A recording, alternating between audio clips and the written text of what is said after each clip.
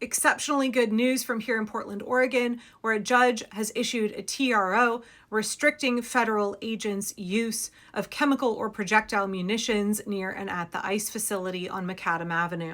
Judge Michael Simon's ruling blocks federal officers from using chemical or projectile munitions, including pepper balls, tear gas, or other crowd control munitions, unless the specific target of such a weapon or device poses an imminent threat of physical harm to a law enforcement officer or other person. And I'm sorry I'm a little bit late covering this. The TRO was issued about 4 hours ago, but I've been at the pharmacy picking up medication for my husband, whose lungs are all fucked up from all of the tear gas they used at the Union March down at the ICE facility on Saturday. In their 22-page ruling, Judge Simons said, "Our nation is now at a crossroads. We have been here before, and we have previously returned to the right path, notwithstanding an occasional detour. In helping our nation find its constitutional compass, an impartial and independent judiciary operating under the rule of law has a responsibility that it may not shirk." So the judge's ruling also blocks federal agents from firing munitions or using weapons directed at the head, neck, and torso of any persons unless the officer is legally justified in using deadly force. Why would the judge have to issue that order when it's already against DHS policy and the law for them to fire less lethals at the faces and necks of nonviolent protesters? Well, if you follow local journalists like Kevin H. Foster, who covers the ICE facility and has for many months, there's so much video footage of ICE agents intentionally shooting at the eyes, the faces, the necks, the chest, the genitals of protesters down at ICE. According to OPB's Conrad Wilson, in a statement, Tricia McLaughlin, DHS spokesperson, agreed that the Constitution protects speech and peaceful assembly, not rioting, and then she defended the actions of federal officers. Please understand that there's no riot happening down there. That's not what the protests are like. People are allowed to yell, they're allowed to be angry, they're allowed to chant, they're allowed to protest. But more than that, y'all, the protesters down there are so committed to their tactical frivolity, their nonviolent discipline, to the exercise of their protected First Amendment rights. And they're being met with brutal lawlessness, with chemical warfare, consistent excessive use of force. In fact, our mayor, Keith Wilson, said federal agents have used unconscionable levels of force against a community exercising their constitutional right to free expression. Peaceful civic participation isn't a threat, and these new restrictions on federal agents are an important first step in ending the violence and harm we've witnessed in our community. The violence is lawless, brutal federal agents against Americans who are exercising their right. We are regular, peaceful, ordinary people who are trying to live our lives in Portland, and the federal government is determined to be violent to us. Now, over the last weekend, we've really seen the use of force escalate quite a bit. There were protests on Saturday. I was at that one. It was a union protest with thousands of people, families. ICE used unbelievable amounts of chemical agents against us down there. In my initial video I made right after I got home from the protest, I said I wasn't aware of anybody crossing the blue line. But later I saw a video from Kevin Foster that showed clearly there were guys who were crossing the blue line. That did not in any way justify ICE firing a metric shit ton of gas out into the protesters in the march. Residents who live across the street from ICE said it was so much more gas than normal. It was really, really clear that ICE was looking for any excuse. They were going to fire tear gas on families with little children. They were looking for any excuse to allow them to do that. Likewise, on Sunday, there was a march from City Hall down to ICE, and the air got real spicy. It was pretty escalated. But this TRO is not actually in response to Saturday or Sunday. This TRO was actually issued because of a lawsuit that's been filed by nonviolent protesters down at ICE, the lead plaintiff of which is my friend Jack, known as Jack the Portland Chicken.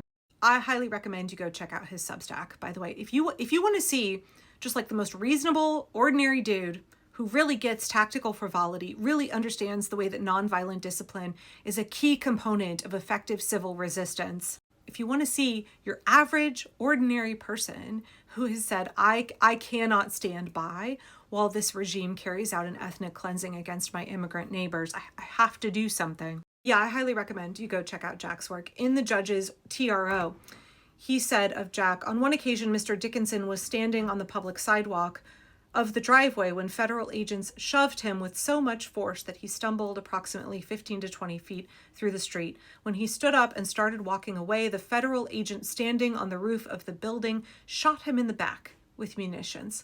On another occasion, Mr. Dickinson sat on the edge of the driveway near the gate of the Portland Ice building.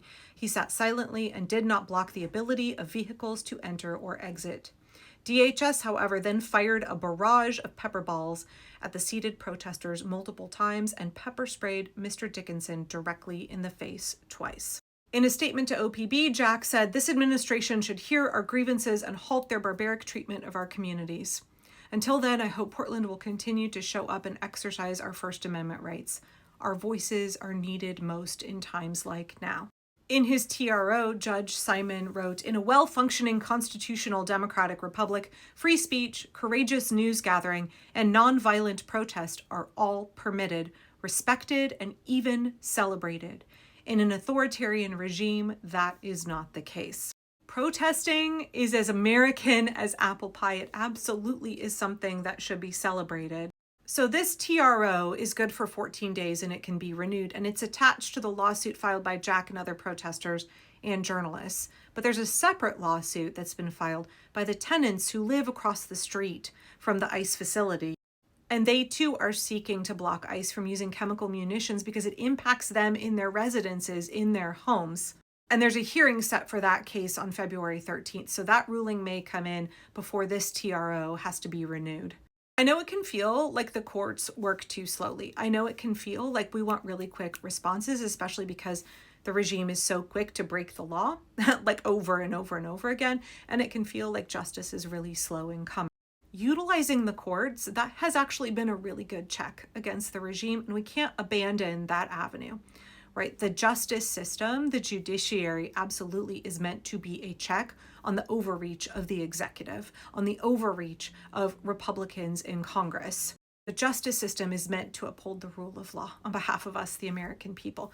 So I don't want us to abandon that, and I think it's really important that we understand how many ways all across the country we are seeing the courts do the right thing, stand on the side of the rule of law, and help slow what the regime is doing. Ultimately, the courts are not going to stop this on their own, but they are an important component in slowing their role so that we, the people, can build our people power. Right, so Republicans in Congress, they could stop all of this. They could end all of this immediately. They're choosing not to. Democrats in Congress, they can't save us. The courts on their own can't save us, but we have to understand the ways that both Democrats and pressuring Republicans actually, and the courts all can slow down the regime so that we can come together and build those muscles that we need to flex in mass, collective, sustained action to stop the regime. I also want to say two things here at the end. One is that this lawsuit is led by the ACLU of Oregon. I'm a huge supporter of the ACLU. I think they're doing such good work to defend us against the authoritarian overreach of Donald Trump and the Republicans. If you have extra pennies, don't hit the thanks button for me. Throw a couple of bucks at the ACLU. The second thing is that it is the extraordinary courage of very ordinary people. Jack is just like a regular guy who said, I can't, my conscience won't permit me to do nothing right now. And this is a place where I feel that I can have an impact and do some good.